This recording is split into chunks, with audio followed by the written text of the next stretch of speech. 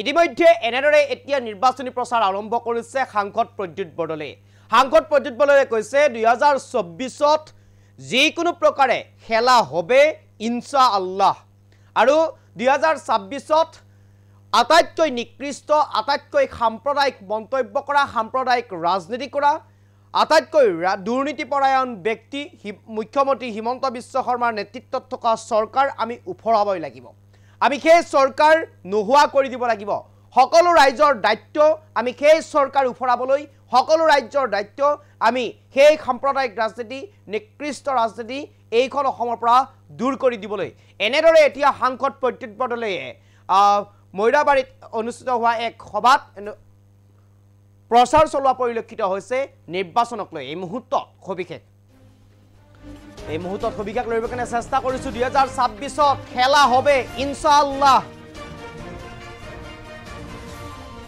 2026ত আটাইতকৈ নিকৃষ্ট সাম্প্ৰদায়িক ব্যক্তি দুৰ্নীতিপৰায়ণ মুখ্যমন্ত্ৰীৰ নেতৃত্বত থকা চৰকাৰ আমি উফৰাবই লাগিব। মুখ্যমন্ত্ৰীৰ নেতৃত্বত থকা এইখন চৰকাৰ আমি উফৰাবই লাগিব। দিছপুৰৰ গাদী আমি দখল কৰিবই লাগিব 2026ত। এয়া আমাৰ সংকল্প, এয়া আমাৰ লক্ষ্য আৰু সেয়া আমাৰ প্ৰতিগৰাকী ব্যক্তিৰ দায়িত্ব বুলি মন্তব্য কৰিলে সাংসদ প্ৰদ্যুৎ বৰদলৈয়ে। সেয়া আমাৰ প্ৰতিগৰাকী ব্যক্তিৰ দায়িত্ব আৰু কৰ্তব্য। আগতে বদৰুদ্দিন আজমলে বিজেপিৰ বি টিম হিচাপে কাম কৰি গৈছিল, এতিয়া বদৰুদ্দিন আজমল নোহোৱা হ'ল। সেই কথা 2024 লোকসভা নিৰ্বাচনতেই গম পোৱা গৈছিল। হিমন্ত বিশ্ব শৰ্মাৰ লগত মধুৰ সম্পৰ্ক আছিল বদৰুদ্দিন আজমলৰ।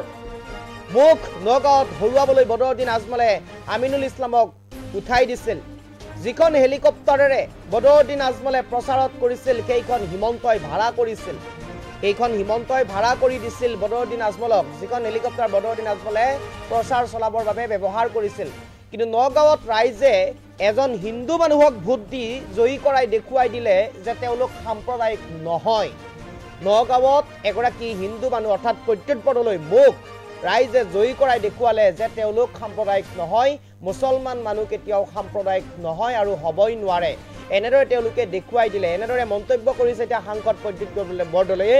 উদাত্ত ভাষণেৰে এতিয়া নিৰ্বাচনী প্ৰচাৰ চলাইছে সাংসদগৰাকীয়ে। দিছপুৰৰ গাদী আমি দখল কৰিবই লাগিব। 2026ত আমি দিছপুৰ দখল কৰিমেই কৰিম। এয়া আমাৰ সংকল্প, এয়া প্ৰতিগৰাকী ৰাইজৰ প্ৰতিগৰাকী ব্যক্তিৰ সংকল্প আৰু দায়িত্ব কৰ্তব্য। 2026ত খেলা হবে ইনশাআল্লাহ। মন্তব্য আছে, শুনাব বিচাৰিছো।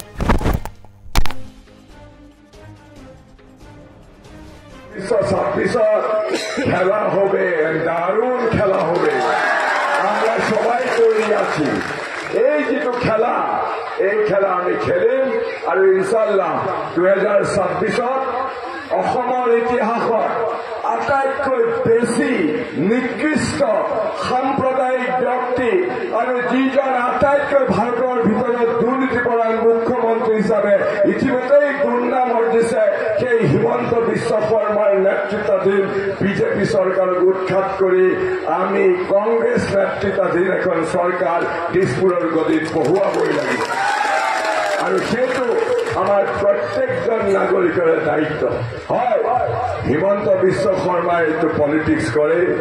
আপোনালোকে জানে যোৱা বছৰ কেইটাত হিমন্ত বিশ্ব শৰ্মাই কংগ্ৰেছৰ ভোট বিভাজন কৰিবৰ কাৰণে AIUDF-ক খাৰা কৰিছিল। AIUDF আপোনালোকে জানে যে বদৰুদ্দিন আজমল চাহাবে যদিও বাহিৰত দেখুৱাই হিমন্ত বিশ্ব শৰ্মাক মাজে মাজে সমালোচনা কৰিছিলে, যদিও বদৰুদ্দিন চাহাবে আগতে কৈছিলে যে তেওঁ মুছলমানৰ স্বাৰ্থ ৰক্ষা কৰিব, কিন্তু মনে মনে তেওঁ হিমন্ত বিশ্ব শৰ্মাৰ লগত হাত মিলাই বি টিম হিচাপে কাম কৰি গৈছিলে। এই কথা যোৱাবাৰ লোকসভা নিৰ্বাচনতে অসমৰ তামাম মুছলমানসকলে গম পাই গ'ল ভালকৈ। আপোনালোকে জানে যে মোৰ বিৰুদ্ধে AIUDF-এ লোকসভাৰ সদস্যৰ কাৰণে AIUDF-ৰ পৰা আমিনুল ইছলাম চাহাবক উঠালে, ধিং সমষ্টিৰ MLA। আৰু AIUDF-ৰ আমিনুল ইছলামৰ কাৰণে প্ৰচাৰ কৰিবলৈ বদৰুদ্দিন আজমল চাহাবে গুৱাহাটীৰ পৰা ডেইলি এখন হেলিকপ্টাৰ উঠি পেলাই ৰূপহীত মিটিং কৰিলে, চামগুৰিত মিটিং কৰিলে, ঢিঙত কৰিলে, লাহৰীঘাটত কৰিলে। আৰু মিটিং তেওঁ মুছলমানসকলক য'ত একেবাৰে মুছলমান আছে অইন মানুহ নাই চৰ চাপৰিত গৈ পেলাই তেওঁ কৈছিলে, আমিনুল ইছলাম লগত গৈছিলে, গৈ পেলাই কি কৈছিলে যে প্ৰদ্যুৎ বৰদলৈতো এটা হিন্দু মানুহ, মইতো এটা মুছলমান মানুহ, গতিকে মুছলমানক ভোট দিব লাগিব। আৰু মিয়াসকলে আমিনুল ইছলাম মিয়া, গতিকে মিয়া ভাষাত আমিনুল ইছলামক জিকাই পেলাই মিয়া ভাষাত তেওঁ ভাষণ দিব পাৰ্লিয়ামেণ্টত। এইবিলাক মই মিছা কথা কোৱা নাই, এনেধৰণে তেওঁ প্ৰচাৰ কৰিছিলে। আৰু এই যে বদৰুদ্দিন আজমল যিখন হেলিকপ্টাৰত উঠি নগাঁও লোকসভা সমষ্টিত এই প্ৰচাৰ কৰিবলৈ আহিছিলে, আমাৰ হাতত কাগজ আহি পৰিলে। সেই হেলিকপ্টাৰখন হিমন্ত বিশ্ব শৰ্মাই টকা দি পেলাই ভাড়া কৰি আমাৰ বদৰুদ্দিন আজমলক দিছিলে। বদৰুদ্দিন আজমল চাহাবে এই হিমন্ত বিশ্ব শৰ্মাই ভাড়া কৰি দিয়া হেলিকপ্টাৰত উঠি ইয়াত আহি মুছলমানসকলক কৈছিলে যে এই আমিনুল ইছলাম মুছলমান মানুহ, আৰু এই মুছলমান মানুহসকলক সকলো মুছলমান মানুহে ভোট দিব লাগে, প্ৰদ্যুৎ বৰদলৈ হিন্দু মানুহজনক ভোট নিদিব। আমিনুল ইছলাম এজন মিয়া মানুহ, পাৰ্লিয়ামেণ্টত গৈ মিয়া ভাষাত কথা কব, প্ৰথম এজন মিয়া সাংসদ পাব, এনেধৰণে সাম্প্ৰদায়িক প্ৰচাৰ কৰিছিলে।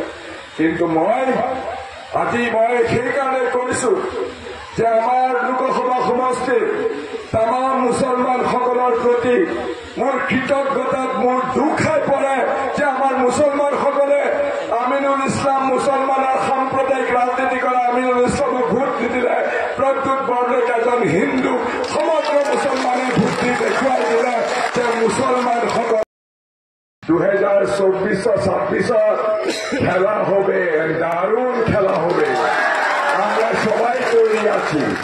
এই যেটো খেলা, এই খেলা আমি খেলিম, আর ইনশাল্লাহ 2026 অসমৰ ইতিহাসত আটাইতকৈ বেছি নিকৃষ্ট সাম্প্ৰদায়িক ব্যক্তি আৰু যিজন আটাইতকৈ ভাৰতৰ ভিতৰত দুৰ্নীতিপৰায়ণ মুখ্যমন্ত্ৰী হিচাপে ইতিমধ্যেই দুৰ্নাম অৰ্জিছে, সেই হিমন্ত বিশ্ব শৰ্মাৰ নেতৃত্বাধীন বিজেপি চৰকাৰক উৎখাত কৰি আমি কংগ্ৰেছ নেতৃত্বাধীন এখন চৰকাৰ দিছপুৰৰ গদিত বহুৱাবই লাগিব। আৰু সেই